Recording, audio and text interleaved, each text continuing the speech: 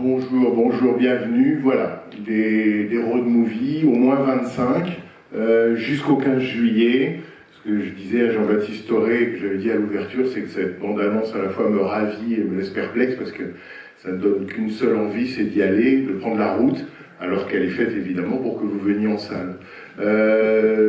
Aujourd'hui, donc, on va voir ensemble l'un des fleurons du road movie des années 70, L'Épouvantail, Scarecrow, un film de Jerry Schatzberg, et je serai accompagné à la fois pour le présenter et surtout pour en discuter après avec celles et ceux qui resteront, par Jean-Baptiste Toré, que je suis ravi d'accueillir une nouvelle fois. Jean-Baptiste a publié plusieurs ouvrages sur le cinéma américain. Il dirige une collection chez Studio Canal qui s'appelle Make My Day, DVD et Blu-ray. Et puis aussi et surtout, il est cinéaste et il a réalisé plusieurs films, dont son dernier, The Neon People, qui sera présenté, si je ne me trompe pas, au Festival de La Rochelle ce mardi qui vient. Et puis, le 4 septembre, sortiront en salle, distribués par Lost Film, deux de ses documentaires, j'allais dire deux de ses road movie documentaires, l'un qui s'appelle We Blew It, et l'autre qui s'appelle Michael Cimino, Un mirage américain.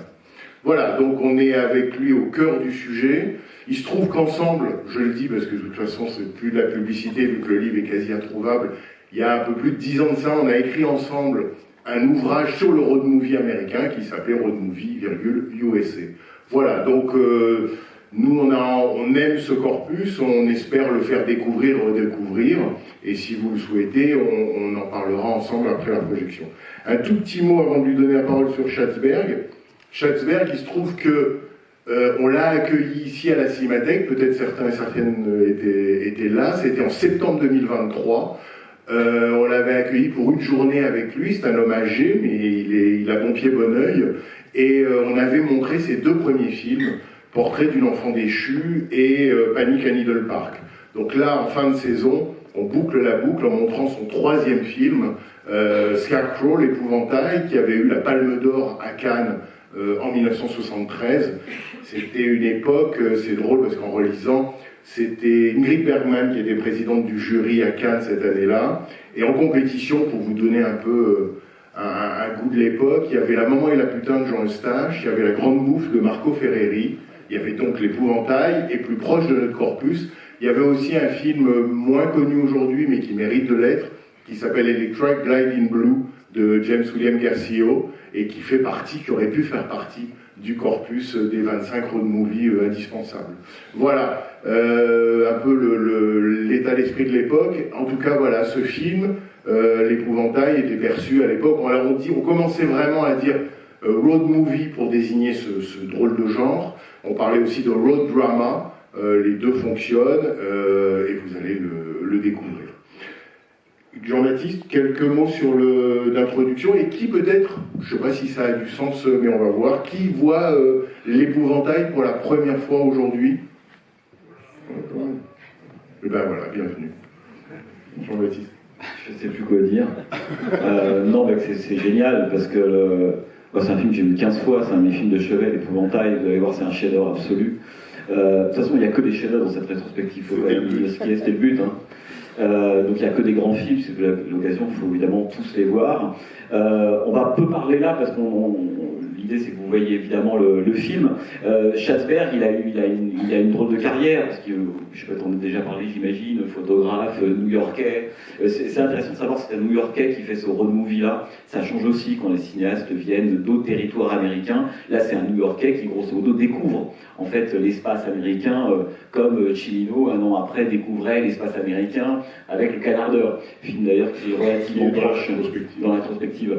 Et donc il va faire 3 films, Schatzberg, au début des années 70, qui reste c'est pas une trilogie, mais ce sont ses 3 plus beaux films. Évidemment, Portrait d'un enfant déchu, on a parlé, Panic à Needle Park, moment grâce auquel il va il va travailler avec Al Pacino, parce qu'il le connaissait Pacino déjà de l'époque du théâtre. Et puis évidemment Scarecrow, qui à mon avis est son plus beau film. Alors, juste un micro-mot sur le film que vous allez voir, à propos du scénariste du film. Parce que 73, donc 72 sorti en 73, c'est un moment d'acmé du road movie. On a l'impression que il y a un road movie aux États-Unis qui sort tous les 2-3 mois, et pas de mauvais road movie, des grands road movies.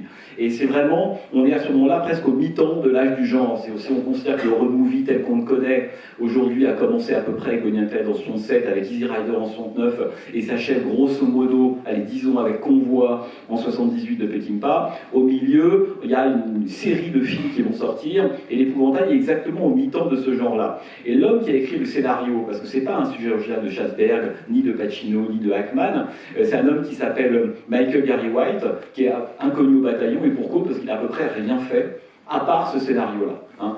On passera sous silence après, on en parlait avec Bernard, ça vaut pas le coup, rien. Donc, ce type-là, un jour, voilà, il écrit ce scénario-là. Il a fait un film d'action et d'évasion qui s'appelle Intervention Delta, Skyriders, avec James Coburn et Charles Aznavour. Voilà. Alors cela dit, c'est un peu James Coburn, c'est vrai que c'est un cinéaste qui a tourné des chefs-d'œuvre et puis beaucoup de films pour rembourser ses loyers. Enfin bref. Et donc le fameux scénariste qui a écrit ce scénario-là, qui va le proposer à Pacino et Hackman. Au début, il y a un autre cinéaste qui doit réaliser, mais ni Pacino et surtout Hackman n'a pas envie que ce soit ce cinéaste-là. Et donc Pacino a l'idée de se dire, bah, tiens, je viens de tourner un film qui s'appelle Panic at Middle Park. Ça s'est très bien passé avec Schasberg. Proposons ce scénario de cet illustre inconnu à Schasberg. Donc film de commande, il va le réaliser, etc. Et pourquoi je mentionne ce scénariste-là, qu'on a évidemment oublié aujourd'hui, c'est parce qu'on sent que c'est un scénario de l'ère du temps. C'est-à-dire que c'est pas forcément la volonté de Schasberg, voire de Vilmos Zsigmond, chef opérateur, évidemment, que vous connaissez par cœur, qui a donné avec quelques autres, Gordon Willis et quelques-uns, l'image du cinéma américain des années 70, mais la photo de Zsigmond, elle est phénoménale dans le film, et elle se repère dès le premier plan. On sait que c'est éclairé par Vilmos Zsigmond dès le début. Mais ce qui est passionnant, c'est que c'est un film de l'ère du temps, c'est-à-dire qu'on sent qu'il a regardé tous les road movies, grosso modo, qui sont sortis depuis 7-8 ans. Alors il y a Easy Rider, il y a un peu de Bonnie and Clyde, il y a un peu de Vanishing Point, pourquoi pas Tulane Blacktop, etc. Ils sont à peu près tous là, et on les retrouve en fait dans le scénario de l'épouvantail. Ce qui fait qu'on a à la fois un road movie, on pourrait dire chimiquement pur, toutes les cases de ce qu'on appelle le road movie sont cochées, on y reviendra sans doute après, et en même temps, c'est un film que va s'approprier Schasberg en étant à la fois différent des road movies précédents qui ont été réalisés, et notamment Easy Rider. Il y a des points communs, il y a des différences, et je trouve que c'est dans cette espèce d'écart que le film est absolument passionnant. Dernière chose, la musique est de Fred Miro, vous verrez, on en parlait juste avant, il y a eu dans les années 70 pas mal de films qui ont utilisé comme ça un seul thème, répété plusieurs fois dans le film. Alors l'exemple canonique, évidemment, c'est l'exemple de Long Goodbye de Robert Altman, la fameuse chanson de Long Goodbye, jouée 24 fois pendant le film d'Altman. Là, c'est un seul thème qui revient, mais avec des instrumentations légèrement différentes et qui raconte aussi quelque chose de l'évolution du film. Voilà, j'en dis évidemment pas plus, qu'on en parlera juste après. Bonne projection. Exact, j'allais le dire. Merci.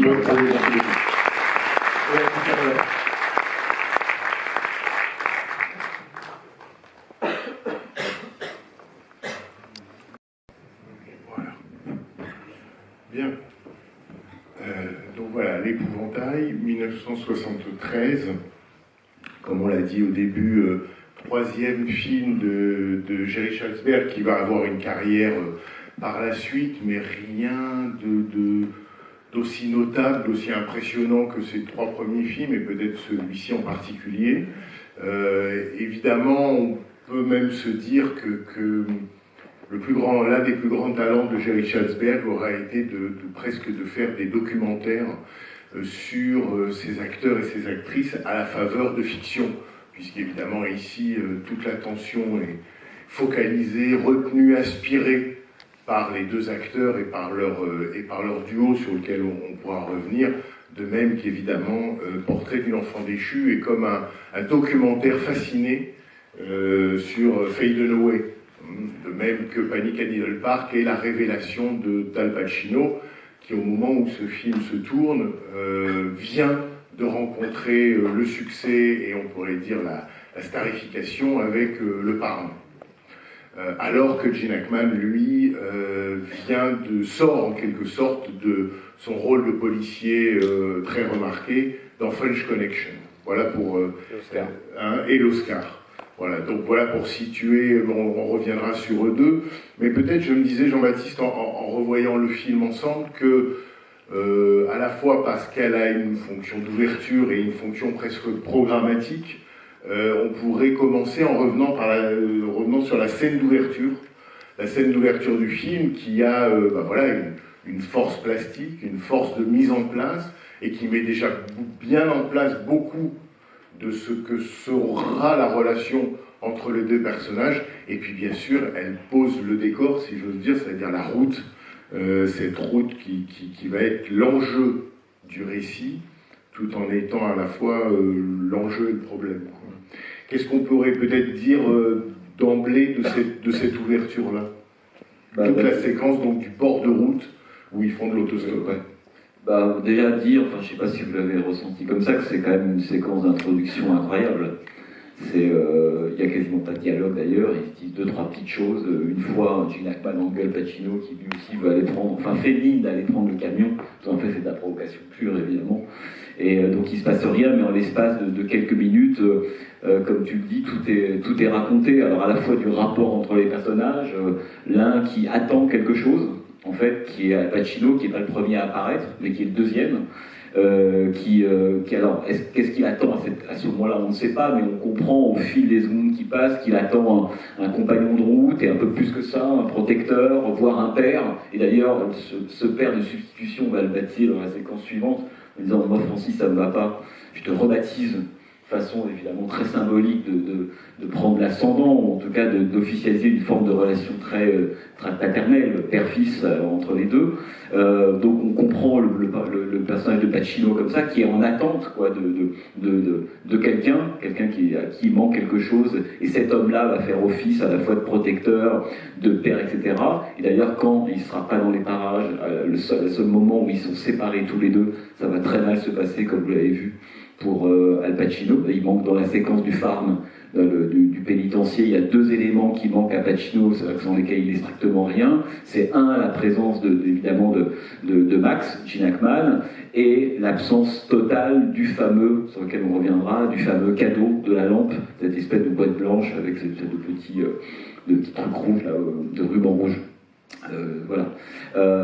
Et donc on comprend ça du personnage de Pacino, on comprend leur relation aussi, à savoir que l'un est plutôt demandeur, et on l'apprendra après, en l'occurrence Gene Hackman, lui se considère comme un homme seul, un peu paranoïaque, qui n'aime personne, en tout cas c'est comme ça qu'il se définit dans la fameuse séquence de la cafette, juste après, et en même temps il a besoin, sans le savoir, de quelqu'un, et ça c'est évidemment symbolisé par le moment de la cigarette, enfin son briquet, son zippo qui ne marche plus, et l'autre qui a une seule allumette, il va lui donner, il franchit la route, et enfin il se retrouve du même côté de la route, parce que pour prendre la route, dans un même sens, il faut être du même côté de la route. C'est tout bête, mais quand vous êtes sur une route, si vous êtes face à face, l'un part à l'ouest et l'autre part à l'est. Et donc pour partir ensemble, il faut qu'ils se mettent d'accord sur le bon côté. Et ce bon côté, c'est le premier geste, en fait, c'est Max qui va le faire. Ça, c'est pour les personnages, et on apprend déjà évidemment la dimension un peu étrange quand même de Al Pacino, qui s'appelle à ce moment-là Francis, qui s'appelle pas encore Lion, qui est un homme qui fait une pitre, qui est dans sa relation à l'autre n'a qu'une seule arme en fait, c'est de le faire rire. On apprendra après par un dialogue, peut-être qu'on y reviendra d'ailleurs sur le fameux Scarecrow, qui nous est quand même, pour moi c'est le seul micro bémol du film, c'est que la métaphore elle nous est quand même bien racontée, quoi. Peut-être parfois un petit peu trop. Et voilà. Et puis alors ça c'est du point de vue des personnages, mais après du point de vue ce plan il est génial parce que d'abord il s'ouvre avec.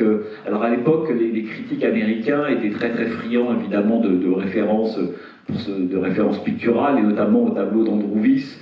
Et ce très très célèbre tableau d'Andrew Wyss qui s'appelle Christina quelque chose, je ne me souviens plus du titre exact, qui date du début des années 30, dans lequel on voit une femme en fait qui est allongée dans les blés et qui est tendue vers une espèce de maison, tableau très célèbre qui servira évidemment à Terrence Malick au moment des Moissons sauvages, Poisson du ciel. la balade du ciel alors si on veut. Enfin voilà. Et donc ça commence avec presque une sorte d'image d'Épinal, de tableau qu'il va falloir remplir à la fois de personnages et d'un récit qui peu à peu prend corps. Alors les films de fer barbelé, évidemment, c'est qu'on voit déjà qu'on est en 73. Hein, on s'était beaucoup intéressé à l'époque sur cette idée d'un espace qui commence à être domestiqué. C'est pas l'open range des westerns où on se balade comme on veut, il n'y a pas de propriété privée, etc. Et là, c'est difficile en fait de se déplacer dans l'espace américain. C'est pas et voilà, il accroche son manteau, il a du mal à passer de l'autre côté. Alors c'est un mélange entre le western, Charlot, on va en dire peut-être après. L'autre chose très belle, c'est effectivement la route, c'est la promesse du récit, mais on voit la difficulté en fait que le récit et que les personnages ont à l'apprendre. Comme certaine manière, ils savaient qu'au bout de la route, ça allait pas être le pays d'Oz, quoi. Et donc on met du temps avant d'apprendre. Eux ne le savent pas évidemment, mais d'une certaine manière, c'est une conscience qu'a Jerry Schatzberg dans sa façon de réaliser, avec cette caméra qui s'avance, qui recule légèrement. Est-ce qu'il faut vraiment la prendre cette route-là? Alors que dans le road movie, la route, c'est la route, c'est la promesse évidemment d'un ailleurs, d'une espèce d'utopie réalisée, etc. Et là, l'espèce d'hésitation, ou en tout cas de réticence de la caméra devant cette route, dans n'importe quel film, on aurait très vite réglé le problème, ou en tout cas la question d'apprendre, ce serait vite réglé. Là, c'est pas le cas. Eux ne le savent pas encore, et nous non plus d'ailleurs. Et rétrospectivement, quand on revoit le film, on se dit effectivement, est-ce qu'il fallait vraiment la prendre comme ça à deux, cette route-là? Et l'autre chose très belle, évidemment, c'est la tempête. C'est-à-dire que à l'époque, beaucoup de gens de critiques se disaient, mais il allait falloir une soufflerie monstrueuse pour créer cette espèce de fausse tempête, ce qui n'est pas le cas du tout. C'est une vraie tempête qui a surgi avec vraiment toute l'iconographie, on pourrait être de la tempête, le fameux tumbleweed qui court, etc., etc. Et là, tumbleweed, c'est le buisson qui vient comme ça dans les jambes. Voilà. Voilà, il y en a énormément dans le western, il y en a beaucoup dans Beat the Coyote. Enfin, le tumbleweed, c'est vraiment. Et ce qui est assez beau dans cette séquence-là, c'est qu'évidemment, on ne sait pas encore comment s'appellent les personnages, et on y reviendra, Max, Lion, etc., cette espèce de route qui a l'air importante, mais il y a déjà des motifs du Magicien d'Oz qui sont en train de travailler dès cette ouverture-là, via notamment la tempête. Hein, et c'est après la tempête, d'une certaine manière, que le soleil arrive, et là ils vont pouvoir être ensemble et finalement prendre la route. Et pour ceux qui ont vu le Magicien d'Oz, enfin j'imagine tout le monde parmi vous, mais ceux qui l'ont vraiment bien en tête, on se souvient que tout commence par une bourrasque au Kansas, et c'est par une bourrasque que Dorothy passe du Kansas sépia au pays d'Oz en couleur. Elle est prise dans cette espèce de gigantesque bourrasque, elle voit des voisins, un lit qui vole, une vache un peu stoïque, bref. Et dans cet imaginaire-là du road movie, la tempête et la bourrasque, c'est important, parce que c'est le moment où on va passer d'un endroit, on pourrait dire, à un autre. Et toute dernière chose sur cette séquence, même si on pourrait en parler longtemps, c'est quand même l'audace de Schatzberg. C'est-à-dire que quand on commence avec une séquence comme ça de 8 minutes, aussi brillante, aussi chargée, et d'ailleurs qu'on décodera par moment qu'après coup, le risque pour Schatzberg, ça aurait été, je vais dire un truc que je pense pas, mais je vais le dire quand même, ça aurait été de faire du Monty Hellman après ça. C'est-à-dire de faire une espèce de film très estampillé auteur, travaillant tout sur le mode de la soustraction. Ce que tu veux dire en comparant avec Monty Hellman, c'est que c'est vrai que cette première séquence, et c'est la seule pour le coup dans ce film-là, qui donne cette impression, renvoie en tout cas à notre imaginaire d'Européens, disons à Vladimir et Estragon, c'est-à-dire En attendant Godot, la pièce de Beckett. Et on sait que Samuel Beckett a été pour Monty Hellman une grande référence, il l'a monté au théâtre, et pour lui on sait que c'est assuré, c'est vraiment quelque chose qui a nourri son interprétation, d'où le parallèle qu'on peut faire, mais à mon avis seulement pour cette séquence, avec En attendant Godot. Oui, c'est que et donc on voit bien le risque, parce qu'on est à ce moment-là en 73, c'est des cinéastes en plus, Schatzberg est un New-Yorkais qui voit à la fois, on pourrait dire, et le cinéma classique américain, alors Raisin de la colère, le cinéma du Nouvel Hollywood qui est en train de surgir dans tous les sens, etc., et aussi le cinéma européen et les différentes nouvelles vagues françaises et italiennes. Bon, et on voit bien cette croisée des chemins au début du film. On voit que Schatzberg, il a 2-3 films possibles. Quand je disais qu'il peut aller du côté des Raisins de la colère, il peut aller du côté du Nouvel Hollywood, ce qu'il va plutôt faire d'ailleurs, et il peut aller aussi du côté de Monty Hellman, c'est-à-dire sous forte influence, on pourrait dire, européenne. Et la movie métaphysique. Voilà, enfin tous les Black Knock, pour ceux qui l'ont vu, avec des personnages qui n'ont plus de nom, avec une quête qui se dissout en cours de route. On pourrait dire le récit américain, mais presque intégralement dévitalisé. Hein, ça, c'est la façon européenne dont Hellman a traité Monty Hellman a traité le genre. Et la séquence suivante, donc il y a le départ de la musique, ils prennent comme ça ce petit camion, et la séquence suivante, c'est tout de suite le démenti de ce risque, ou en tout cas de cette espèce d'intuition qu'on avait pu avoir au début en disant c'est parti pour être un film d'auteur américain à l'européenne, ce qui est rarement des bons films pour être tout à fait honnête, et pas du tout, puisque la séquence suivante, on a 7-8 minutes de quasi-plan fixe dans un espèce de diner, avec ces deux hommes qui vont prendre leur petit-déj et qui vont apprendre à se connaître. Et je pense que la séquence d'ouverture, elle est géniale parce qu'elle est suivie en fait d'une séquence qui nous explique, qui nous prouve en fait que Chatsberg va pas s'installer dans une forme d'autorisme, on pourrait dire un peu européen et facile, et que chaque séquence en fait où la mise en scène est intégralement dictée systématiquement par les personnages, ce qu'ils ont à se raconter, etc. Et là c'est la naissance des deux. Évidemment on va tout apprendre, il va être rebaptisé, le coup du cadeau, hein, c'est quoi cette espèce de cadeau qui trimballe avec lui, la lampe, d'ailleurs moi j'ai toujours pensé que cette lampe, il faudrait aller dans le détail. J'ai pas eu le temps de le faire, mais peut-être si vous avez le temps ce soir, enfin peut-être d'autres trucs à faire ce soir, mais encore. Non, si, ce soir. Non, mais c'est une pause quoi. Hein. Qu'est-ce qu'il doit faire ce soir? C'est la lampe, par exemple, la lampe qui est à l'intérieur de la boîte, c'est des lampes qu'on trouve partout dans le Magicien d'Oz, dans le pays d'Oz. Et je dis ça, c'est intéressant parce que cette petite boîte, c'est vraiment une sorte, peut-être qu'on y reviendra, hein, de petite hétérotopie ou de petit pays d'Oz en boîte, hein, d'une certaine manière. Et qu'est-ce qu'on fait avec ce petit pays d'Oz qu'on trimballe? Est-ce qu'il faut l'ouvrir? Est-ce qu'il ne faut pas l'ouvrir? Est-ce qu'on va l'abandonner comme à la fin, etc. Et j'aime beaucoup ce petit détail de la lampe, indépendamment de l'âge, enfin, du sexe de l'enfant ou autre, c'est qu'on a vraiment le sentiment d'un espèce d'objet qui vient d'ailleurs, qui vient d'un pays complètement imaginaire, qui est celui, vraiment le pays mental qui habite le cerveau de Pacino. Voilà, il y a plein de petits détails comme ça que je trouve très très beaux dans le film. On va revenir, oui, on va vous donner la parole. On va revenir sur la question du Magicien d'Oz, parce que là tu l'as lancé, mais il faut peut-être un peu expliciter. La chose aussi qu'on pourrait dire de la séquence d'ouverture, effectivement, c'est qu'évidemment, on voit les personnages en demande, on voit les personnages fragiles. Je me souviens, Jean-Louis Bory, qui était un critique de cinéma français, lorsque le film est sorti, comparait les deux personnages dans cette séquence d'ouverture à deux quilles de bowling, et les tumbleweeds, les buissons qui viennent, comme la boule qui va les renverser, ce que je trouvais une jolie image. Et puis le premier plan, ce premier plan dont tu as parlé, où Gene Hackman arrive du fond de l'image, évidemment donne le sentiment que ça pourrait être le dernier plan, après le dernier plan du film, c'est-à-dire quand il prend de nouveau la route, seul soi-disant pour rejoindre son rêve, d'une certaine manière, c'est comme si le film, avec ce premier plan, crée les conditions d'une boucle, une sorte de voyage éternel dont il ne sortira pas, puisque son rêve à lui, sa fiction, son utopie, est toujours après le plan dans lequel il est, c'est-à-dire c'est la suite, quoi.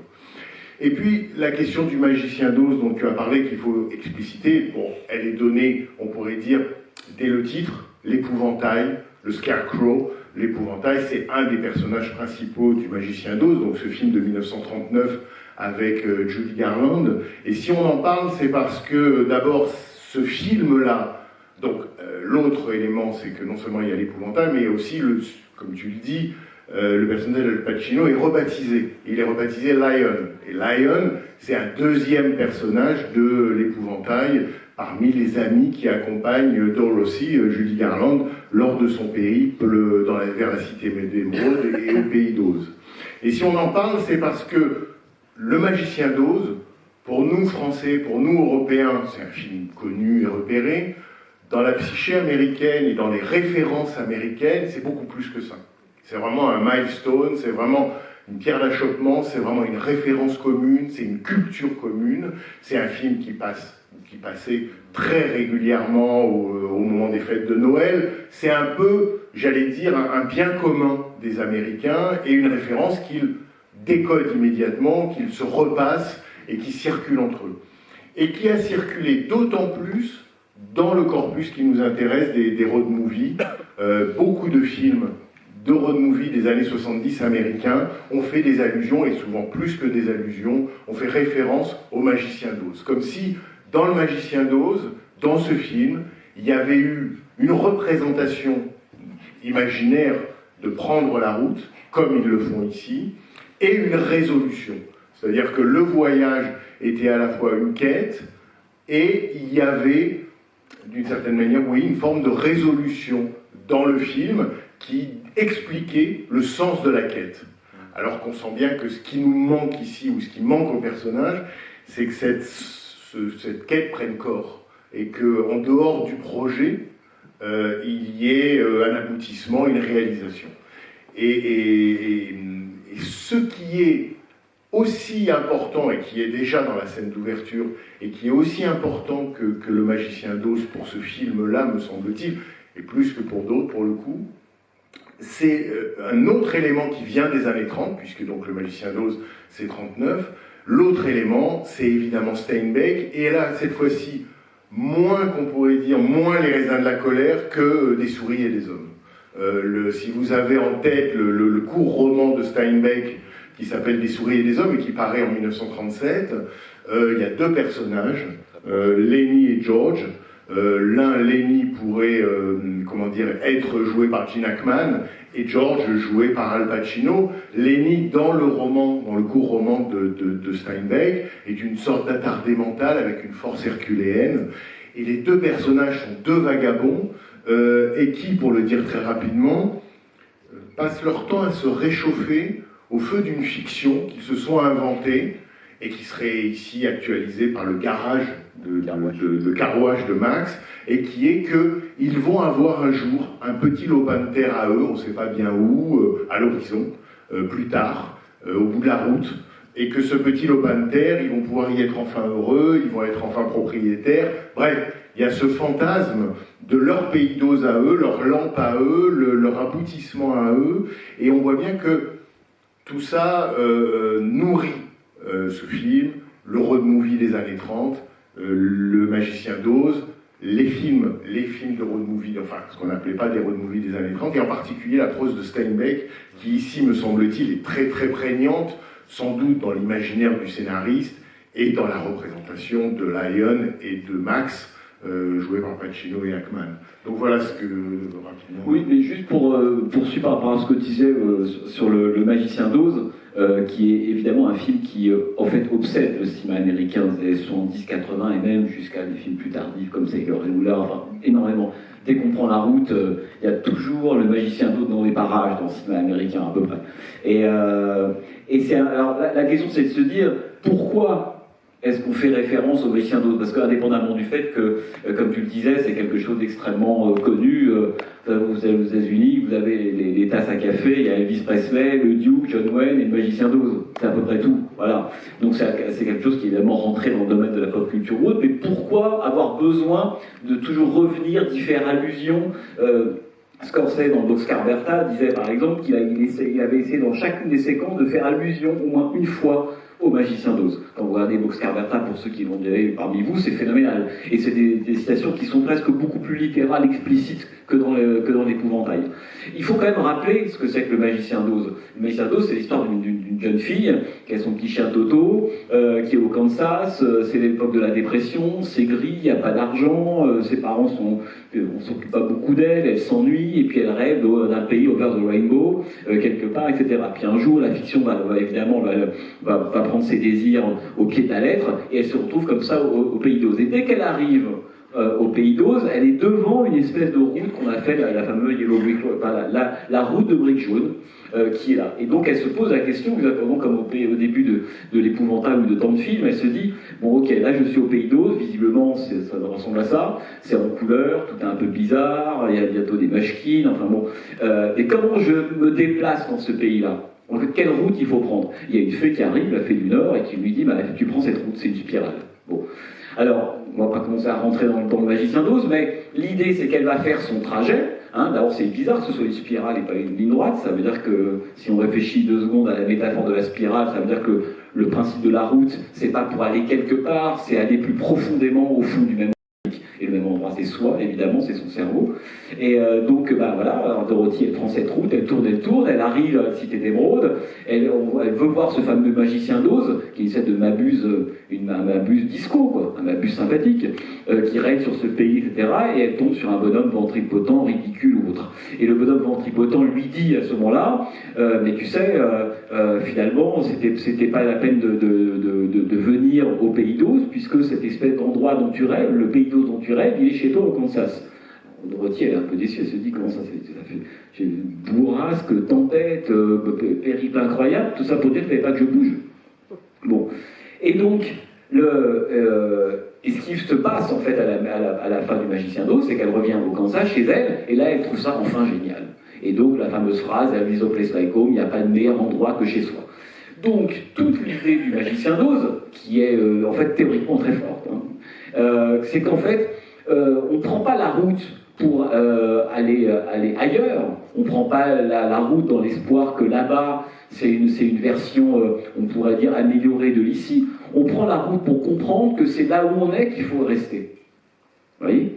Donc, ça veut dire que cette route, alors nous, on avait beaucoup réfléchi à ça tous les deux, parce qu'on disait, finalement, l'image du Magicien d'Oz, c'est il faut prendre la route, non pas comme une promesse géographique d'un ailleurs, mais comme une sorte de parcours intérieur, existentiel qu'on doit faire, pour pouvoir comprendre que là où on est, c'est le meilleur endroit, c'est le fameux home qui est chanté par le Magicien d'Oz.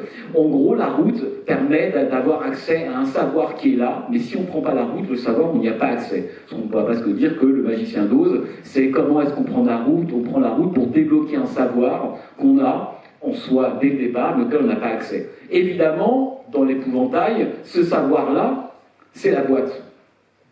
Cette espèce de qu'est-ce qu'il y a dans la boîte que trimballe Al Pacino, il le dit dès le début. Pacino, c'est pas un personnage, et même Gene Hackman, surtout Pacino, qui a envie de partir de l'endroit où il est pour aller ailleurs. C'est quelqu'un qui veut dès le début rentrer chez lui à la maison. La maison, c'est Détroit, Michigan, voir son enfant, et puis on l'apprendra au cours de récit, sa femme, etc. Lui, il veut retourner chez lui. Alors, il n'y a pas le Kansas, en fait, dans l'épouvantail, mais on est déjà pris dans un mouvement qui est quelqu'un veut retourner chez lui. Mais comme tout bon road movie des années 70, le home, en fait, le chez-soi, a disparu. Là, il y a un nombre de films incalculables qui ont traité ça. Un très beau, d'ailleurs, je pense à ce western road movie de Peter Fonda, L'homme sans frontières, qui raconte ça, un homme qui veut retourner chez lui, puis quand il arrive chez lui, il se rend compte que chez lui a disparu.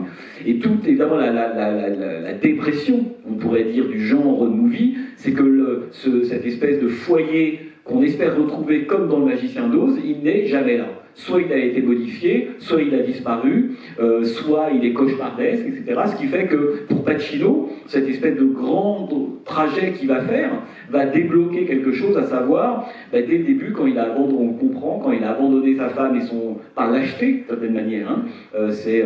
Le Magicien d'Oz, on sait que chacun des personnages, il leur manque quelque chose, le courage, la cervelle, etc., le cœur. Lui, par lâcheté, il a pris la mer, il est parti pendant 5 ans, et puis Gene Hackman était au trou pendant 6 ans. Le problème, c'est que quand il revient, d'une certaine manière, quand il veut retourner chez lui, cette espèce de home sweet home n'existe plus.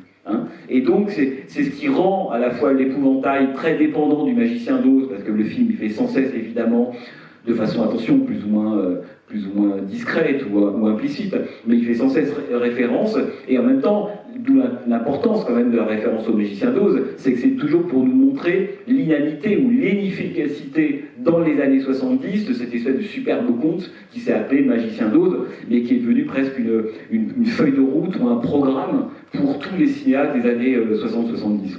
C'est ça, il y a un aller, enfin il y a toujours le rêve d'aller pour revenir ou retrouver, et c'est le retour qui est problématique. L'autre fil auquel on peut penser qui aurait pu être tout aussi dans cette programmation, parce qu'il y a différentes formes de road movie et surtout différentes formes de modes de transport. Vous voyez dans le film que là, plusieurs transports, mais qui sont des transports classiques, le faire de l'autostop, monter en voiture, le camion, alors dans d'autres films c'est des bus, mais il y a un film en 68 magnifique qui s'appelle The Swimmer, de Frank Perry avec Burt Lancaster, et c'est l'histoire d'un homme étrange, mais qu'on suit, et qui a décidé de rentrer chez lui en passant par les piscines de ses voisins.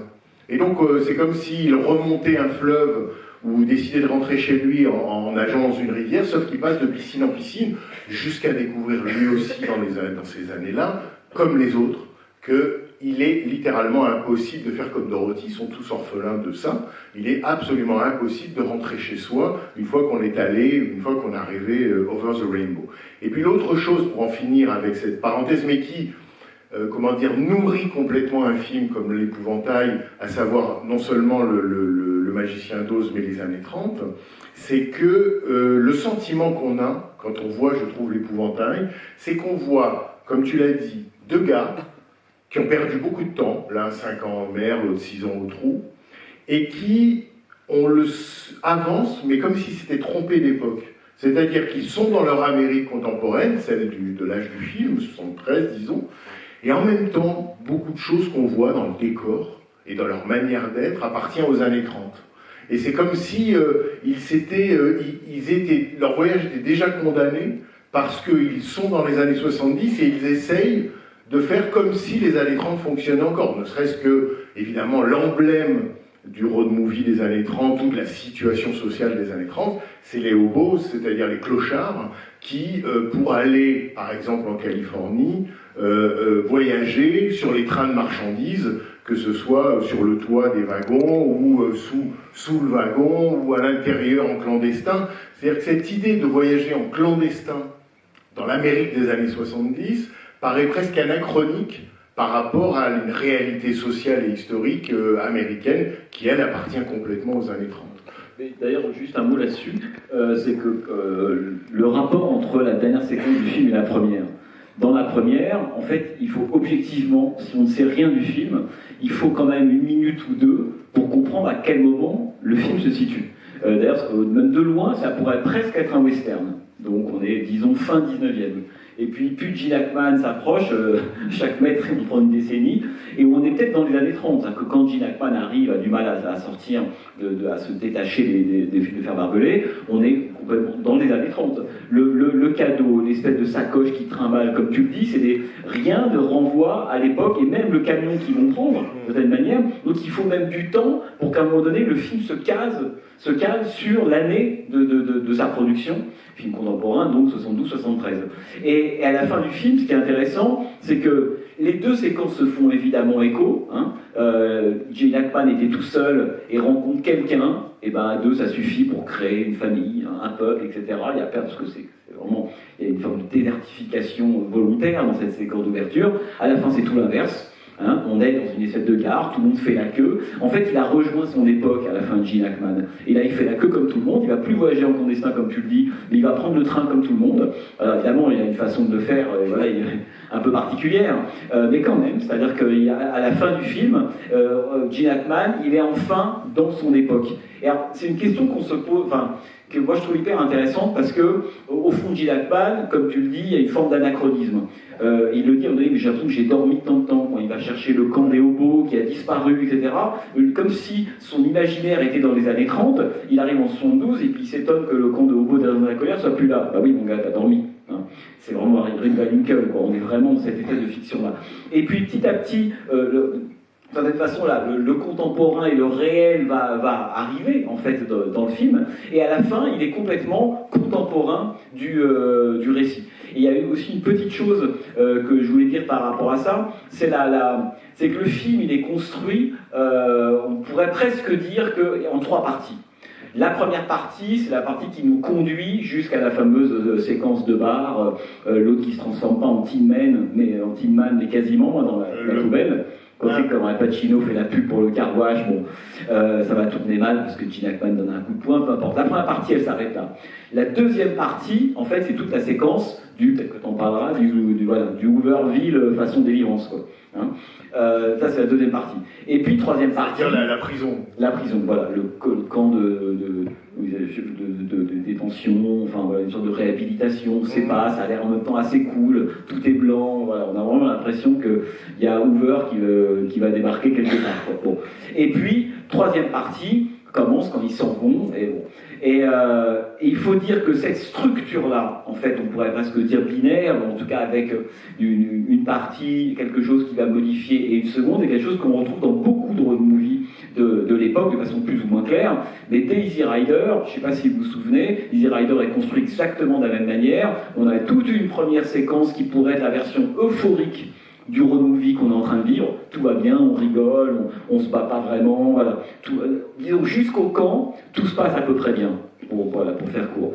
Et le camp, il y a quelque chose qui se passe qui s'appelle juste le principe de réalité, qui, comme dit Lacan, va cogner extrêmement fort. Et après, on fait la même chose, de cette manière, on est dans les allers-retours des trois Pittsburgh, mais en fait, toute l'euphorie en fait, du début est revisitée, enfin, toute la première partie est revisitée sous l'angle de la dépression, du doute, de la déprime. Et en fait, Easy Rider, souvenez-vous, la séquence qui fait bascule entre la partie euphorique et la partie dépressive de Easy Rider, c'est la séquence du tabassage de Jack Nicholson, hein, l'avocat dans Easy Rider. Après cette séquence-là, Easy Rider change complètement. On a souvent dit que Easy Rider était un film élégiaque, très très beau, coucher de soleil, tout ça. C'est vrai jusqu'au moment où Jack Nicholson se fait tabasser. Après, le film change complètement d'humeur.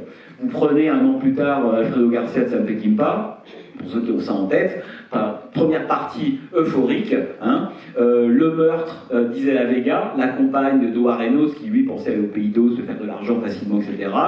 Elle est enterrée, on refait le même trajet, autrement dit, c'est le même film que lors de la première partie, mais repris hein, en négatif, dans son contre-champ dépressif, etc. Et l'épouvantail, en fait, fait la même chose. En réalité, la partie d'après le camp est presque une sorte de remise en scène, ou de relecture de la première partie, mais selon une humeur différente, et selon le fait que le réel, entre-temps, est arrivé. Et le réel, c'est le viol, ou la fellation forcée, enfin peu importe, c'est que Pacino se rend compte qu'il y a des moments dans la vie où faire rire, ça ne suffit pas. Hein, et d'ailleurs, quand il lui fait Frankenstein Igor à Richard Lynch, qui est la première apparition de Richard Lynch d'ailleurs, l'homme, cet homme blond méchant, qui avait le corps brûlé, qui a jamais joué des gentils dans le cinéma américain, on ne sait pas pourquoi, et c'est sa première apparition, il jouera dans d'autres films évidemment, mais ce moment-là, on pourrait dire, c'est évidemment le moment, lorsque l'autre tente de le draguer, et Pacino, comme le fait depuis le début, ça marche plutôt bien, il détourne l'attention, il fait diversion, et en fait, cette espèce de philosophie sur laquelle on reviendra peut-être de l'épouvantail, la montre intégralement ses limites.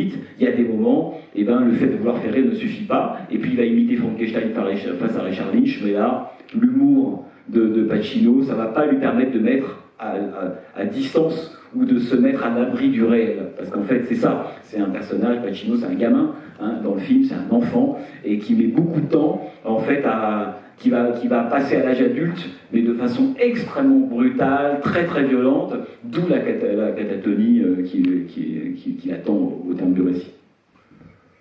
On va continuer avec vous. Si vous avez des questions, n'hésitez pas à vous manifester, ou si vous avez des remarques. Simplement peut-être aussi dire, avant d'en venir peut-être aux acteurs et aux personnages, c'est aussi, on peut remarquer, on disait l'anachronisme temporel, on peut mesurer que le film se déplace d'ouest en est, qui est évidemment l'inverse ou le négatif de la conquête de l'Ouest. C'est comme si on ne pouvait plus prendre la route, ou on ne pouvait plus avancer dans l'espace américain, que d'une certaine manière dans une version déjà dépressive, déjà négative, ou en tout cas on ne pouvait pas répéter à l'identique le geste de la conquête de l'Ouest. Parce que quand on disait aussi à quel point un film comme celui-là doit aux années 30, c'est parce qu'en fait les années 70 ont fantasmé les années 30 américaines. Les années 30 aux États-Unis, c'est vraiment des années terribles, des années où on meurt de faim, la dépression, il y a ce qu'on appelle les dust bowls, c'est-à-dire les tempêtes de sable qui, du fait de la sécheresse et de l'érosion des sols, lèvent des tempêtes inouïes qui obligent les paysans à quitter leurs terres, les fermiers, et à prendre la route comme ils le peuvent, c'est ce que racontent les raisins de la colère, pour aller vers la Californie, qui est censée être une terre de toutes les opportunités.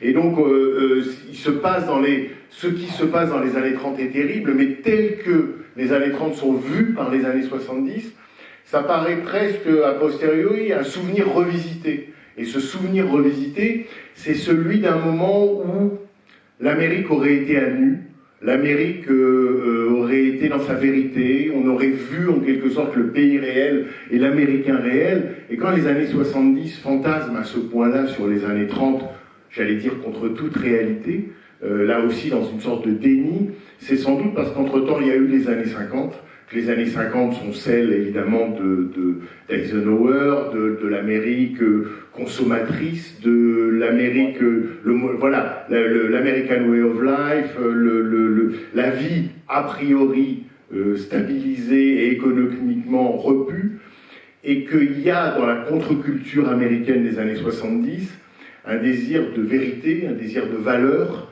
et que ces valeurs ne peuvent pas être du côté du commerce, de la société de consommation, mais elles sont forcément, en tout cas c'est comme ça qu'ils le fantasment, du côté du pays réel. Et on voit bien que ce film-là, dans son trajet, passe son temps à chercher le peuple. Il le trouve dans les bars d'ailleurs, pour se battre avec lui, ou pour les faire rire, ou pour se trouver de nouveaux amis, ou pour tout d'un coup voir avec la sœur de Gene Hackman et la copine, s'il n'y a pas là la possibilité de nouveau de s'établir à plusieurs. Bref, on voit bien que c'est comme un corps éclaté qui cherche à se rassembler, trouvant dans les années 30 à la fois la vision de cet éclatement et le fantasme d'une réunification. Alors, voilà, est-ce que vous avez... Oui, monsieur, vous vouliez intervenir? Et on va continuer comme ça.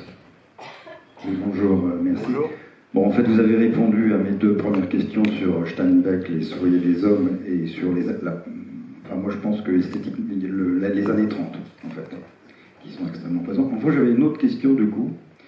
Alors, si, un petit commentaire, juste, moi, la scène du début me fait penser à un des peintres de la dépression, Grant Wood, qui est connu pour American Gothic, et qui a fait beaucoup de paysages avec des petits arbres qui sont comme des boules de maquettes d'architecture sur des collines qui ondulent, enfin voilà. Donc, plus que The World of Christina, en fait. Christina, The World. Oui, sur le tournage dans les bars, et notamment la scène du striptease, enfin du mime de striptease de Gene Hackman, vous aviez parlé de dimension documentaire, donc est-ce que vous pouvez nous donner des éléments complémentaires sur la manière dont Sherry Schatzberg a procédé pour tourner, voilà. Parce que là, on a le sentiment que c'est à peine des figurants. Ah oui, non, mais ça, oui, c'est un très bon sentiment. Enfin, non, mais en fait, ce qui est intéressant là, on parle de l'épouvantail, on pourrait parler de tous les road movies de la période, et il y en a un qui me vient évidemment à l'esprit quand je vois ces séquences de bar, c'est Vanishing Point. Et pourquoi je dis Vanishing Point? Limite Zéro, le film de Richard Sarafian qui passe le 11 juillet ici. Voilà, ça, un indispensable. Je pense que, objectivement, enfin, je sais pas comment... Dans les 25, il fait partie des 5. Non, tout ça pour dire qu'il y a quelque chose qui caractérise, en fait, alors, le cinéma américain des années 70, mais plus particulièrement le road movie, comme disait Bernard, comme cette espèce de désir de repartir à la rencontre d'un peuple qu'on ne voit plus. Hein, c'est que c'est ça aussi le grand mouvement, le rapport des années 70 et des années 30, c'est qu'il y a une forme de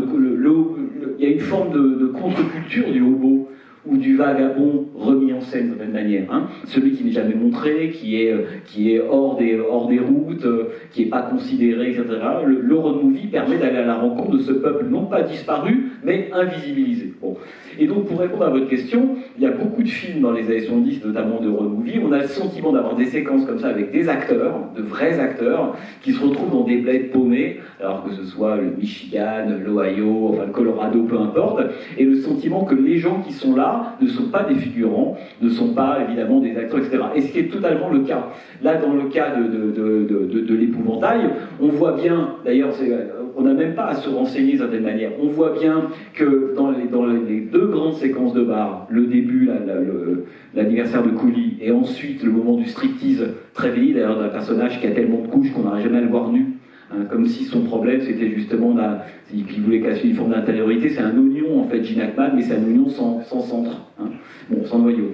Mais j'y connais pas grand chose en biologie végétale, mais je vois, c'est en tout cas l'idée que je m'en fais, hein, c'est qu'on pourra l'éplucher autant de fois qu'on veut, on n'attendra jamais à l'os existentiel du personnage. Sinon à la fin, c'est une micro-parenthèse, on l'atteint parce que évidemment il veut allumer sa cigarette, et puis là il se rend compte qu'il lui manque quelqu'un.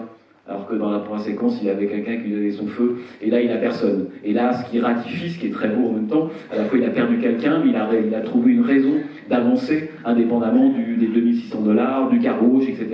Il a trouvé une raison existentielle un peu plus belle. Bon, Tout ça pour dire que tous ces gens-là, ce sont évidemment des gens du coin hein, qui sont dans le cadre. Il y a beaucoup d'ailleurs, il y a des regards de caméra, hein, y compris même à la toute fin, là, dans la fontaine de Détroit, on voit les gamins qui regardent la caméra, alors que Pacino, lui d'ailleurs, est en train de jouer. Il est dans cette espèce de fontaine, d'ailleurs avec des lions, enfin on pourrait s'amuser à analyser toute la séquence de fin à cette ode-là. Mais effectivement, c'est des moments où les cinéastes américains ont envie d'aller montrer le peuple et la dimension documentaire. Elle passe notamment par des paysages, par des gens, des voitures, comment ça documente une période, mais aussi par le fait que d'un seul coup, c'est le cas du début de Vanishing Point, sont intégrés de vrais Américains, de gens qui ne sont pas des acteurs ou des figurants, et qui témoignent des gueules de ces gens-là. Après, il y a peut-être une petite chose aussi par rapport à la question du peuple, c'est ce que je me disais en revoyant le film là, c'est que il y a... en fait, le road movie, on pourrait dire un peu euphorique idéal, c'est effectivement sur la route, le trajet que je fais sur la route, il a deux fonctions. Première chose, c'est plus j'avance dans l'espace, plus je recule dans l'histoire et dans ma propre histoire personnelle. Donc, pour Al Pacino, le bout de la route, c'est la résolution d'une histoire personnelle. Il fallait prendre la route. Hein, en l'occurrence, le départ, l'abandon de sa famille, etc. Donc il y a ce trajet, on pourrait dire, avancer sur la route, c'est se déplacer dans son propre temps et dans le temps de son pays, bien entendu. Mais c'est aussi, et ça à mon avis c'est ça qui est important dans le cas de la route, c'est aussi une manière d'aller à la rencontre des différentes communautés, puisque un road movie, ce qui le caractérise, c'est grosso modo une ligne droite avec de temps en temps des pauses qui, à chaque fois, fabriquent des séquences. Je rencontre des gens, des communautés, etc. etc. Ça, c'est vraiment la structure même du road movie, avec un début et une fin, mais le milieu, c'est vraiment ça. Donc, on part à la rencontre de différentes communautés. Là, ce qui me semble intéressant, c'est qu'en fait, ces rencontres, elles sont un peu étranges. Parce que, autant lorsqu'il va voir sa sœur, mais c'est la famille, c'est pas un peuple étranger qu'on a rencontré à l'improviste, le coulis et sa copine, etc.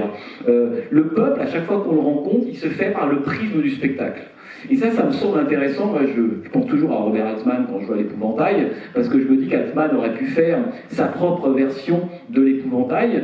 Le spectacle, ça veut dire quoi? Ça veut dire qu'il faut faire le guignol, en fait, monter sur une table déguisé avec un pare-feu, je sais pas. Il faut se mettre dans des espèces de chaudrons au risque de se brûler. Il faut faire des striptease devant tout le monde. Et il y a même Richard Leach, le fameux méchant Riley, habillé tout en blanc d'ailleurs, dans la Hoover Farm, qui lui dit « mais t'as pas envie de prendre en charge le spectacle ». Il y a il y a une forme de nocivité dans le film qui est associée à la notion du spectacle. Autrement dit, est-ce qu'il y a vraiment la rencontre d'un peuple? Oui, nous, en tant que spectateurs, on est témoins de ce peuple-là, qu'on voit un peu à Pittsburgh, un peu à Détroit, un peu dans le Colorado, à Denver, etc.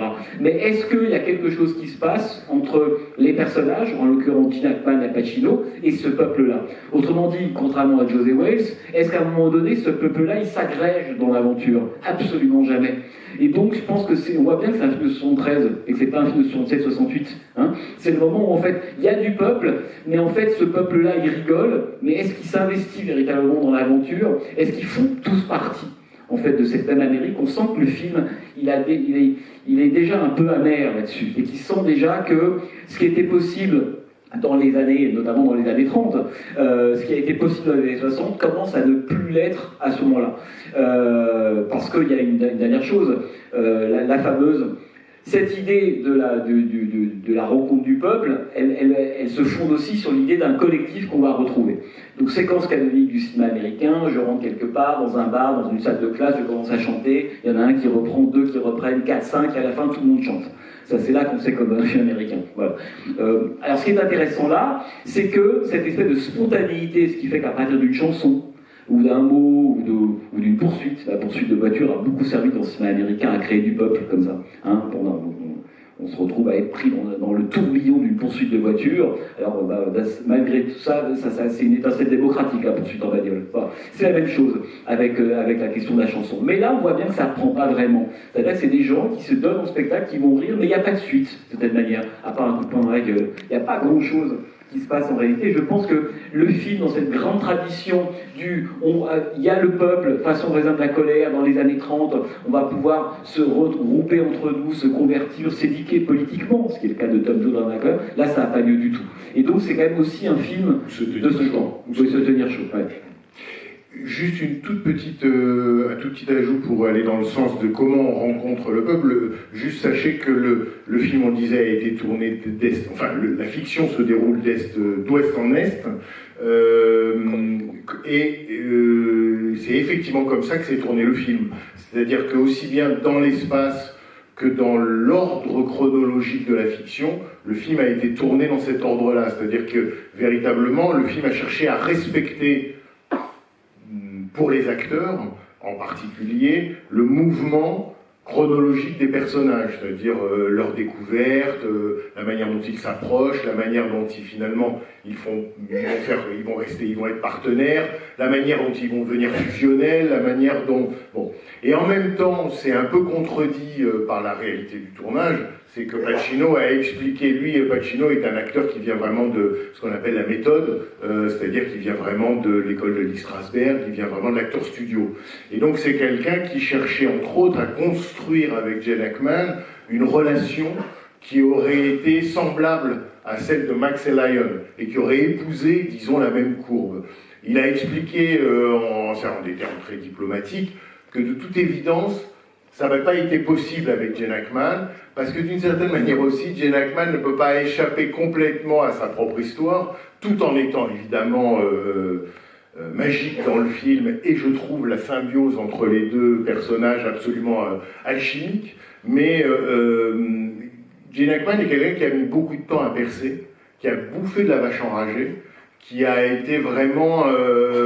s'est bagarré, et il a dit « Je me suis longtemps bagarré, seul contre tous, et malheureusement, il en est resté quelque chose. » Et donc, il y a une forme de réserve chez Gene Hackman, je parle de l'acteur, qui a empêché, en quelque sorte, Pacino de trouver les passerelles, pour le coup, pour accéder, en tant qu'acteur, à la fusion dont il rêvait dans son imaginaire d'acteur.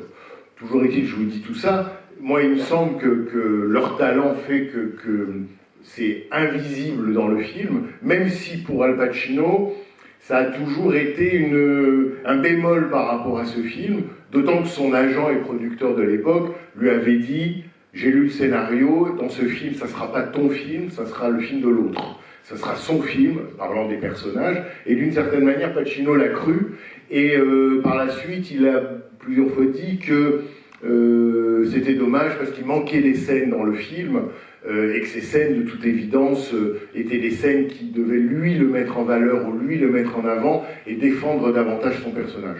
En même temps, quand on voit le film, nous on sait rien de tout ça, et on peut juger que d'une certaine manière l'équilibre entre les deux personnages est maintenu, et que même quand Gene Hackman a sa grande scène de striptease, où en quelque sorte il tire la couverture à lui, ou en tout cas il attire l'attention, de toute évidence, tout cela n'est possible que parce qu'en quelque sorte il s'est converti à la philosophie de son ami, et que d'une certaine manière il lui rend l'hommage qu'il lui doit en lui disant « Je suis devenu toi, toi et moi c'est fusionnel, et l'un vaut l'autre en quelque sorte, j'ai compris la leçon. » quoi. Voilà. Si ce n'est que tu as raison, mais à l'issue de sa séquence de striptease, il y a un gros plan léger zoom soviet de Pacino, et là, Pacino lui dit « Si toi t'es devenu moi, pour moi ça marche plus ça maintenant. Oui. » Parce que il y a quelque chose de cassé pour Pacino. Il y a quelque chose de cassé à ce moment-là de Pacino. D'ailleurs, le passage à tabac qu'il subit est comme le premier ébranlement qui peut expliquer aussi qu'il y a presque des raisons à sa catatonie. C'est qu'il a déjà subi un choc, il en subit un deuxième. Enfin bon, tout ça est dit et montré dans le film. Mais moi je pense en fait que juste un mot par rapport à ces deux acteurs, Pacino et Hackman, évidemment tout ce que raconte Pacino, parce que c'était le film préféré de Gene Hackman, enfin il est comme vivant Gene Hackman, mais c'est son film préféré, et c'est complètement stupide de choisir, mais c'est celui qui, moi, m'impressionne le plus dans l'épouvantail. Je le trouve absolument génial. À aucun moment, justement, ce micro-effet méthode qu'on peut sentir un peu par moment chez Pacino, je ne sais pas comment est-ce que vous l'avez perçu, mais je sens par moment Pacino en train de jouer. Je sens mais qui va avec ce que tu disais oui. aussi, c'est-à-dire le personnage histrion, le fait que tout le temps il est en représentation, il se donne en spectacle. C'est pour ça qu'il n'y a pas de doute que le personnage principal du film c'est Gene Hackman. Il s'ouvre avec lui, il se clôt avec lui, il n'y a pas le moindre doute. Mais là où c'est intéressant, c'est que le personnage de Pacino, en fait, au fond, c'est compliqué pour lui, je parle à la fois comme acteur et comme personnage, c'est qu'il a 3 choses à jouer, c'est tout. Dans la première partie du film, c'est celui qui fait le guignol. Ok. Mais une fois qu'on a fait 2, 3, 4, 5, 6, 7 fois, c'est à peu près toujours ça ce qu'il fait. Hein, je fais le singe, je me coince la main dans un frigo, enfin peu importe. Je suis l'amuseur, celui qui tente de désamorcer la violence des situations, ou plutôt de se protéger du réel, en faisant rire. Il a ça à jouer. Deuxième chose, il y a effectivement le moment le secret qui trimballe avec lui, qui lui apporte une forme de mystère, ou en tout cas de profondeur à l'écran, qu'un jour on espère voir révéler. Heureusement qu'il a cette boîte, parce qu'on se dit qu'un jour Pacino va nous dire il y a quoi dans cette boîte. Bon. Ou en tout cas pourquoi, c'est pas qu'il y a quoi, c'est pourquoi c'est si important. Bon. Et une fois, de cette manière que la séquence du viol apparaît, c'est l'homme pré-catatonique qui arrive. En fait, les phases de jeu de Pacino, elles ne sont pas ultra variées. En tout cas, ce qu'il lui a proposé n'est pas extrêmement varié, alors que dans le cas de Gene Hackman, beaucoup plus, puisque c'est un personnage qui, comme son espèce de tenue, en fait, est un personnage multicouche, et on en apprend, y compris jusqu'à la fin, au moment où il nous dit, bah voilà, les $2600, ça ne servira pas au car wash, il y a quelque chose qui vaut plus que ça, que ce rêve de l'American Way of Life, de construire une petite entreprise, de gagner beaucoup d'argent, d'acheter des éponges à $300, etc., c'est d'avoir une moitié, un ami. Et c'est comme ça que le film se boucle. Et d'ailleurs, les deux ne s'entendaient pas très bien pendant le tournage.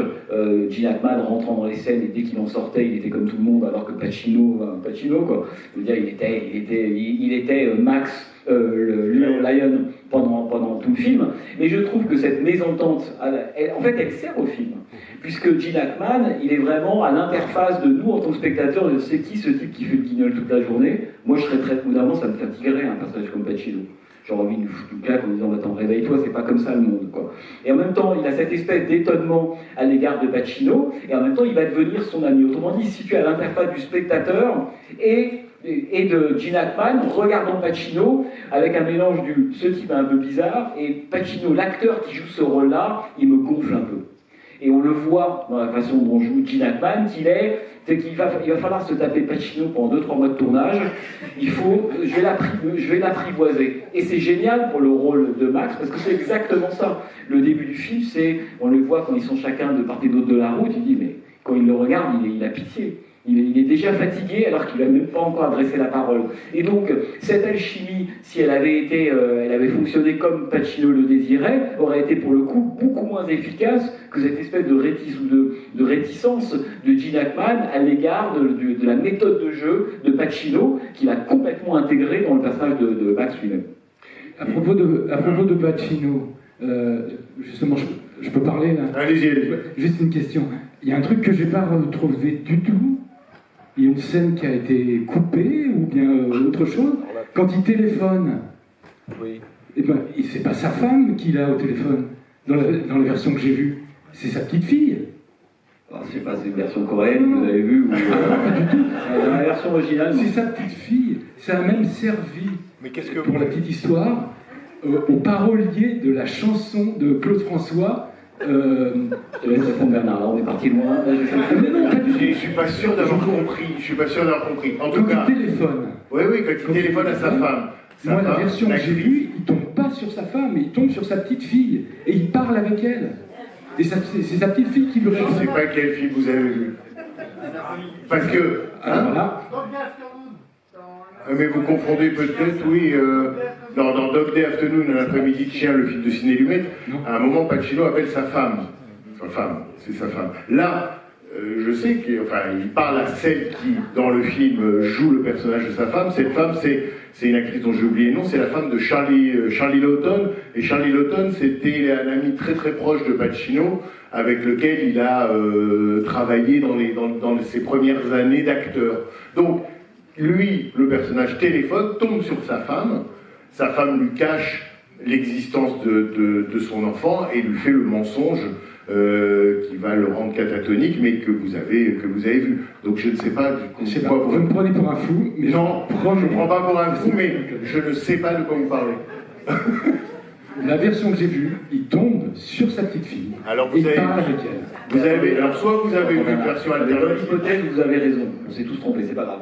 Il parle avec sa petite fille. Qu'est-ce qu'il lui dit? C'est sa petite fille qui lui raconte non, elle n'est pas là et tout. Mais là, vous allez me prendre pour un fou parce que le parolier de la chanson Le téléphone pleure, de Claude François, il s'est inspiré de ça pour écrire cette chanson. Vous ouvrez une piste, mais il va falloir que vous et nous on travaille, parce que là, c'est première nouvelle. Mais vous avez peut-être raison, je sais pas, je ne sais pas. Et moi, quand j'ai vu le film, là, tout de suite, je me suis dit, mais qu'est-ce qui se passe? Où elle est cette séquence? C'est autre chose. Mais écoutez, cette séquence que vous avez vue, il faut la retrouver. Mais pour l'instant, vous avez ouvert la piste, mais il faut qu'on cherche. Je ne sais pas si vous répondez. Que c'est pas Je vous entends. Afternoon. Je vous ai entendu. Bon. Et non, il y a une question tout devant. Ah oui, pardon. Mais attendez, il faut que le micro arrive. Alors allez-y. Non, je l'avais ici. Oui, allez-y. Si vous permettez. Merci. Mais je vous en prie. Commentaire. Est-ce que vous pouvez me donner votre avis sur une séquence très courte qui est celle où Al Pacino entre dans une église pour prier avant là, et qui, moi, m'a fait furieusement penser au Parrain. Par le décorum, à la fois le décorum et presque par moments, j'ai trouvé certains accents de la musique de la séquence. Oui. C'est une citation. Je pense que c'est soit une private joke incluse dans la scène, mais ça peut évidemment pas être que ça, parce que la scène, indépendamment de sa fonction référentielle au Parrain, elle a une fonction en soi, c'est-à-dire qu'on découvre à ce moment-là que le personnage de Lion est un personnage pieux, ou en tout cas croyant, et qu'évidemment quand sa femme, dans la version que nous avons vue, va lui dire l'enfant est mort dans les limbes au 8e mois et il n'a pas été baptisé, pour un non-croyant, c'est sans doute un choc, mais pas autant que pour quelqu'un dont on a vu dans cette scène-là, évidemment, qu'il était croyant et pratiquant, et que donc ça ne peut que le choquer profondément, et elle encore aussi, plus profondément. Et elle aussi, puisqu'il y a un crucifix dans le plan. Bien sûr. Mais il dirait que toute la fin est assez allégorique, voire symbolique, puisque, évidemment, quand lui va tomber en catatonie et emmène cet enfant qu'il vole littéralement et qu'il entre dans le bassin, on peut comprendre, et on doit comprendre, peut-être là le film est un peu insistant, sur le fait que, métaphoriquement, il entend réparer, c'est-à-dire baptiser cet enfant avec l'eau lustrale qui tombe de la fontaine. C'est ce qu'il lui dit, il lui dit je dois te sauver. Je dois te sauver. Enfin, bon, on voit bien que là, il perd les pédales, et le film essaye de nous faire comprendre, ou de figurer, qu'il est en train de perdre les pédales, mais dans son monde à lui, c'est-à-dire un monde croyant, où effectivement un enfant n'aura pas été baptisé et n'accédera pas au paradis. D'ailleurs, ça me fait penser à quelque chose, en fait, ce que tu dis là, c'est que, et aussi par rapport à ce qu'on se racontait sur Ackman et Pacino, c'est qu'en fait le film est essentiellement tourné dans le point de vue de Gene Hackman. Et la séquence de la catatonie, enfin qui précède la séquence de la cabine téléphonique, par exemple, il y a ce retour sur la femme, j'ai un doute, mais disons sur la femme de Al Pacino, il a raccroché, elle lui dit Francis. En fait, c'est intéressant ce retour sur elle, parce que on voit bien que depuis le début du film, et là en particulier, on n'est pas dans le point de vue de Pacino. Hein. On est vraiment ou bien dans un point de vue objectif, ou dans le point de vue de Gene Hackman. Et toute la séquence de fin, ce qui faisait rire évidemment au début, là ne fait plus du tout rire, enfin, Chasberg l'envisage sous un angle pathologique, c'est-à-dire que Pacino, qui fait le guignol sans son cadeau à côté, voilà ce que c'est.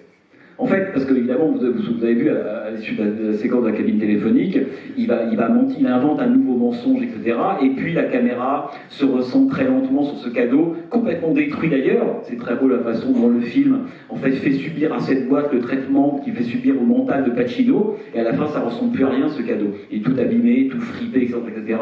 Cet objet peut être peut être abandonné. Or, Pacino sans son cadeau, c'est rien du tout. On l'a déjà dit tout à l'heure. Et là en particulier. Et on comprend bien qu'en fait tout le film, en fait que Pacino est toujours pris dans le regard, hein, comme si le film en permanence nous disait cet homme-là, il y a une pathologie qui est en germe, qui va à un moment donné éclater. Et très souvent, Gene Hackman le regarde un peu bizarrement, de certaine manière. C'est pour ça que Gene Hackman, c'est vraiment le personnage principal du film, puisque Pacino est toujours pris dans le regard de Gene Hackman, presque comme une bête de foire par moment. Il est borderline depuis le début. Bien sûr, bien sûr. Oui. En fait, moi, c'est ce que je voulais souligner, et je voulais vous poser la question si c'était aussi un désir du réalisateur. C'est-à-dire que déjà, dès le départ, et je trouve qu'il joue très sobrement, comment s'appelle-t-il, Al Pacino, pour la première fois. Pour moi, c'est un de ses meilleurs rôles. Il n'y a pas du trop, c'est très, très sobre. Mais déjà, dès la première scène, entre cet arbre-là, dédoublé, là, cet arbre avec deux troncs, il est en décompensation, dès le départ. Mais elle commence, il est perdu. Et c'est une éponge avec Gene Hackman, c'est-à-dire qu'il trouve un sauveur pour un titan, on le sait. Et toute cette fragilité, en fait, il est jamais ridicule, même dans le frigo, là où la décompensation s'imprime, c'est en effet la scène de viol. Et ensuite, voilà, une descente terrible, terrifiante, et qui me fait penser parfois à un film de Cassavetes dans Une femme sous influence, où il y a quelque chose où rien ne l'arrête, tout en restant dans un mensonge. Mais il y a quelque chose, il y a une photographie quand même de l'Amérique de ces années-là, très dépravée, très dépressive, très décompensante comme ça. Mais d'ailleurs, l'un des plus beaux moments avec Pacino, c'est le moment où il est privé de son protecteur quand ils arrivent à la prison et que l'autre ne peut plus lui parler. Et donc arrive un père de substitution à Gene Hackman qui va s'avérer évidemment une sorte de grand frère maléfique. Et l'autre essaye d'attirer Pacino en disant « Mais viens, suis-moi ». Et là, la scène dure, je sais pas, une minute, et la caméra est très proche de Pacino, et Pacino passe son temps à ne pas suivre l'autre pour espérer rester en contact avec son ami Max. Et là, la mise en scène fait en sorte que vraiment on éprouve la durée pendant laquelle Pacino continue de vouloir, Lion continue de vouloir s'accrocher à son ami. Et c'est vraiment, vraiment au bout à suivre l'autre par défaut, quoi. Et puis, il marque aussi une lenteur. C'est-à-dire que c'est un film très lent. La lenteur de cette scène du début est très lent pour un spectateur. Bon, on rentre de moi, je suis rentrée très facilement, mais il demande, il y a une acuité. Vraiment, il demande quelque chose, une précision dans la... il faut pas... portir, il faut tenir le fil, c'est ça. Voilà, ça, disons, le rythme est un rythme propre, j'allais dire, à beaucoup de films des années 70. C'est un rythme qui, dans le cinéma d'action, ou en tout cas dans le cinéma, pour rester dans le cinéma américain, c'est un nouveau rythme qui s'impose. Et il y a des films qu'on pourrait dire de road movie qui vont passer leur temps à varier de vitesse ou à décélérer. Si vous voyez un film comme l'un des autres, évidemment, 5 parmi les 25, qui serait Macadam à deux voix, donc Tulane Blacktop, c'est littéralement un film qui est censé être un film avec des bolides et qui va à une vitesse inconnue. Littéralement, jusqu'à trouver le point mort, dans tous les sens du terme. Mais il y a quelque chose là. En fait, c'est comme si le cinéma d'action travaillait au moment du road movie dans ces années 70 à la fois euphorique et dépressive, la question de la vitesse de croisière ou la question de la vitesse de pointe. Et la vitesse, alors soit c'est la folle vitesse, mais vitesse pathologique, excessive, suicidaire de Vanishing Point, point limite zéro, soit c'est la vitesse molle de Macadam à deux voies. Et il y a une splendeur de la photographie du film. C'est-à-dire que vraiment, la photographie en effet d'une Amérique, et cette photographie sur ces acteurs qui est merveilleuse. Ça tient à Vilmos Zsigmond, hein, dont on a parlé au tout début dans la présentation de Jean-Baptiste. Vilmos Zsigmond a été parmi les grands directeurs de la photo, pas seulement des années 70, mais en particulier des années 70. Et si vous regardez la filmographie de Zsigmond dans ces années-là, c'est proprement stupéfiant. Hein. C'est L'Homme sans frontières, c'est John McCabe d'Altman, c'est Le Privé d'Altman, c'est des films avec de Brian De Palma, c'est Rencontre du troisième type, enfin bon, c'est vraiment, il a signé quelque chose de la photo des années 70, avec d'autres, hein, Laszlo Kovacs, son compatriote hongrois, Owen Roizman, qui était un grand directeur de la photo, Michael Chapman, on peut en citer beaucoup, mais voilà, il y a des directeurs de la photo, et disons, Zsigmond avait cette faculté à faire des expériences de cadrage, de filmage, et avec la pellicule même. Alors c'est beaucoup plus poussé dans McCabe qu'ici, parce qu'ici, il a refusé la désaturation de la pellicule, sans doute dans le but de garder au plus proche possible, rester au plus proche possible de l'incarnation, littéralement, des peaux et des personnages. Et sa vision à lui, ou la manière dont il l'expliquait, c'est qu'il visait un réalisme poétique, sans que cette expression, à mon avis, ne fasse référence à ce qu'on appelait en France le réalisme poétique des années 30. Mais disons que le réalisme poétique serait ce qu'il cherche, cette lumière à la fois douce et parfois cruelle, et puis j'allais dire cette proximité avec les personnages. On est souvent très très proche des visages, très très proche des corps. On sent bien qu'il y a là quelque chose qui crée l'empathie et qui fait que sur la question du rythme, on est quand même happé. On est happé par leur présence. Quelque chose de très charnel. Bien sûr. C'est-à-dire même la scène où ils mangent comme ça, une espèce de chicken, et elle... Les ailes de poulet, là, quand ils mangent des cuisses de poulet, oui, bien sûr. Ils gardent vraiment quelque chose de très vrai, très charnel. Juste dire quelque chose par rapport à la section du rythme, parce que quand vous dites c'est un film lent, en fait c'est très compliqué qu'est-ce qu'on appelle un film lent. Est-ce que c'est un film où il ne se passe rien, ou alors les embardés du récit, ou la trame narrative qui se sert des personnages comme de marionnettes n'est pas suffisamment rapide? C'est très compliqué la notion de lenteur. Or moi je pense qu'il caractérise, enfin il y a beaucoup de choses, mais ce qui caractérise en particulier les années 70, c'est que ce ne sont pas des films qui sont lents ou rapides, c'est que ce sont des films d'un seul coup qui font tomber en fait le primat du narratif classique, hein, tel qu'on le connaît dans le cinéma classique. Avec ce narratif qui nous explique qu'en fait il y a un ordre en fait qui dirige le monde, qui dirige les destins des personnages, et les personnages sont un peu des jouets dans des coups de force narratifs, des retournements, etc.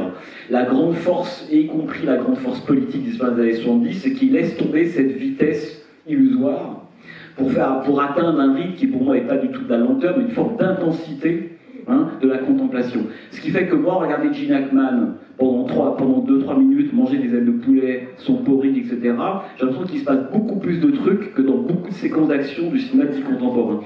Donc, j'ai pas du tout le sentiment d'une lenteur, c'est juste que c'est un cinéma à un moment donné qui, pour des raisons politiques... Non, mais j'entends bien. Hein. Non, c'est juste parce que la lenteur, on a l'impression qu'ils vont tous très lents et tout ça. Non, c'est ça. C'est qu'il se passe pas, au sens classique et conservateur du terme, beaucoup de choses. C'est pas du tout la même chose, alors qu'il se passe des milliards de petites choses, parce que comme c'est d'un seul coup une humanité qui ne sait pas forcément ce qu'elle veut faire, qui a des problèmes psychologiques existentiels, qui peut faire les choses et son contraire à tout moment, cette espèce d'arbitraire de l'humanité contre une structure classique un peu conservatrice, qui est le grand schéma du modèle hollywoodien, en fait, d'un seul coup, elle nous donne cette impression de lenteur, hein, alors qu'à mon avis, non. Hein, et je pense que, au contraire, je pense que le cinéma des années 70, en faisant redescendre du grand plan général à quelques personnages dont on va suivre à la fois les contradictions, les paradoxes, la façon de manger, etc., c'est ça, se remettre à hauteur d'homme. J'aime pas trop cette expression parce qu'elle est très galvaudée, mais c'est aussi la dimension subversive des années 70, c'est d'oser quelque chose qui, du point de vue on pourrait dire, du schéma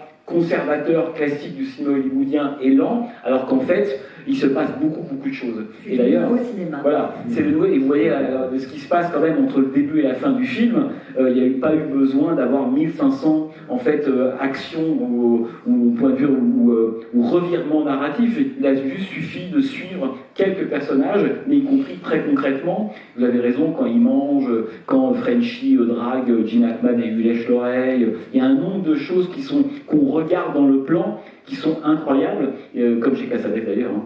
Vous avez parlé de femmes sous influence, c'est la même chose, et je pense que c'est quelque chose de l'ordre de la contemplation d'une certaine manière, et qui oblige le spectateur, ça c'est vrai, ce qui évidemment nous change un peu, à être actif.